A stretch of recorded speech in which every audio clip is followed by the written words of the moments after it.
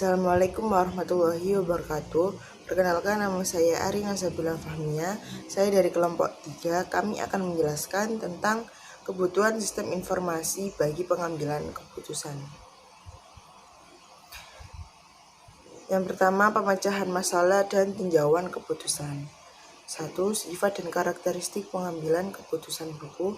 2. Jenis-jenis keputusan. 3. Kebutuhan informasi dalam pengambilan keputusan. Yang kedua, tahapan pemecahan masalah. Proses pengambilan keputusan. Pendekatan rasional, identifikasi masalah, jenis keputusan, alternatif yang dihasilkan, pemilihan alternatif, penerapan rencana, pengendalian, pendekatan personal, pendekatan praktis. Ada juga tahapan pemecahan masalah yang lain, yaitu yang pertama yaitu identifikasi masalah.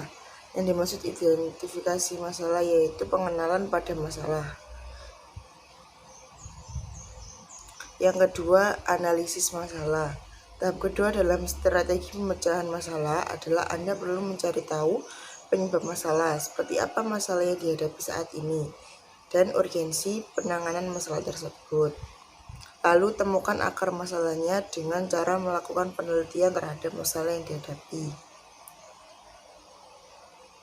Yang ketiga, brainstorming berbagai macam solusi, yaitu lakukan brainstorming dan hasilkan sebanyak mungkin solusi dalam menangani masalah.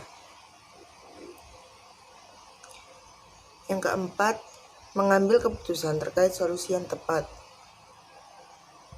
Evaluasilah solusi yang Anda buat pada langkah sebelumnya dan coba ditimbang pro dan kontra jangka pendek dan jangka panjang setiap solusi tersebut. Yang kelima, mengambil tindakan. Tahap terakhir adalah mengambil tindakan terhadap pertimbangan sebelumnya. Berdasarkan pertimbangan pro dan kontra setiap solusi, Anda disarankan untuk fokus mengambil tindakan solusi dengan risiko rendah yang sesuai dengan prioritas serta tujuan masa depan. Sekian penjelasan dari saya. Materi selanjutnya akan disampaikan oleh teman saya. Assalamualaikum warahmatullahi wabarakatuh. Saya Siti Rokmana Aulia.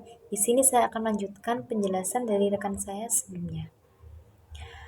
Baik, dalam hal ini seorang pengambil keputusan perlu mengetahui perbedaan masalah dan gejala dari suatu masalah.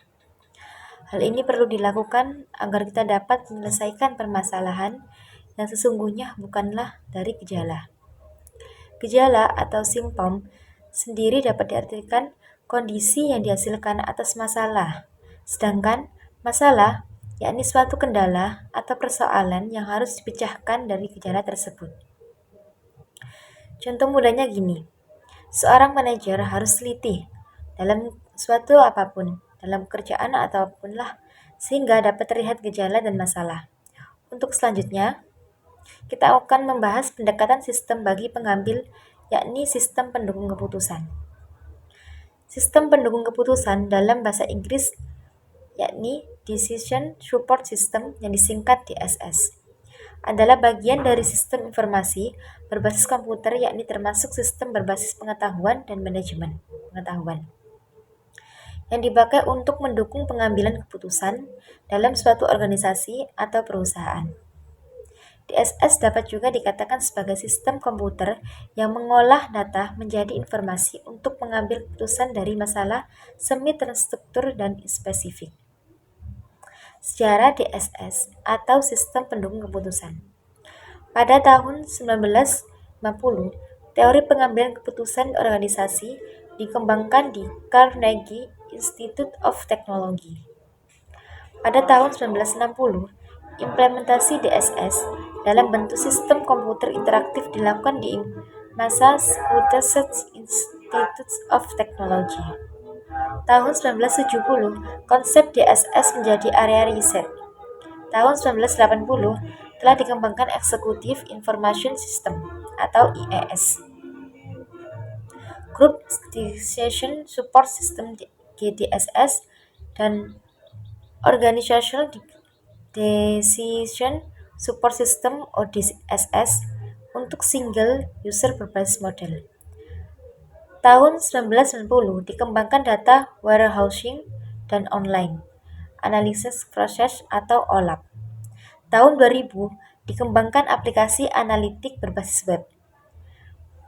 Pada perkembangan selanjutnya, aplikasi berbasis tabel seperti spreadsheets lebih digemari oleh para pengambil keputusan karena sudah terbiasa membaca dan menggunakan data melalui cara tersebut. Melalui tabel ini, para pengambil keputusan menampilkan informasi dalam bentuk grafik atau chart. Lebih jauh lagi, aplikasi DSS dilengkapi dengan expert system, sehingga keputusan dapat dibuat langsung oleh komputer tanpa campur tangan manusia. Selanjutnya, tahapan sistem pendukung keputusan. Yang pertama, definisi masalah. 2. Pengumpulan data atau elemen informasi yang relevan. 3. Pengolahan data menjadi informasi baik dalam bentuk laporan grafik maupun tulisan. Dan yang terakhir, menentukan alternatif solusi dalam bentuk present tense. Selanjutnya, tujuan dari sistem pendukung keputusan. Membantu menyelesaikan masalah semi terstruktur, mendukung manajer dalam mengambil keputusan suatu masalah, dan meningkatkan efektivitas bukan esensi pengambilan keputusan. Sekian, terima kasih. Baik, selanjutnya saya Eva Nur Ainia. ESS atau Employee Self-Service yang berarti data yang dapat diakses adalah personalisasi seperti data diri, tugas harian, absensi, jadwal kerja, cuti, sampai slip gaji. Penggunaan Employee Self-Service ini memungkinkan karyawan untuk mengubah, mengajukan, sampai mempersonalisasikan data mereka secara mandiri. Sedangkan workstation adalah perangkat komputer berspesifikasi tinggi yang dimanfaatkan untuk keperluan pekerjaan berat, seperti perhitungan ilmiah atau bidang teknik. ESS Workstation terdiri dari 1 menus, 2 grafik, 3 communication, 4 local processing. Internal data ESS Workstation adalah 1. TPS atau MIS data merupakan sistem informasi yang terkomputerisasi yang dikembangkan untuk memproses data-data dalam jumlah besar untuk transaksi bisnis rutin seperti daftar gaji dan inventarisasi. 2. Financial data. 3. Office System. 4. Modeling atau analisis. Eksternal data ESS Workstation adalah 1. Dow Jones, 2. Internet New Feeds, 3. Standard dan Poor's. Di DGSS juga ada hardware, yaitu perangkat input atau output jalur komunikasi prosesor layar umum. Ada software, yaitu antar muka pengguna program aplikasi bus model basis data. Ada people, yaitu kelompok masyarakat fasilitator kelompok. Dan ada procedures, yaitu metode yang digunakan dalam pertemuan.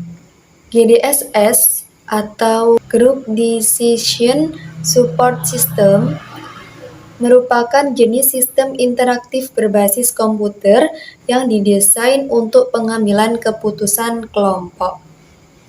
Sekian dari kami.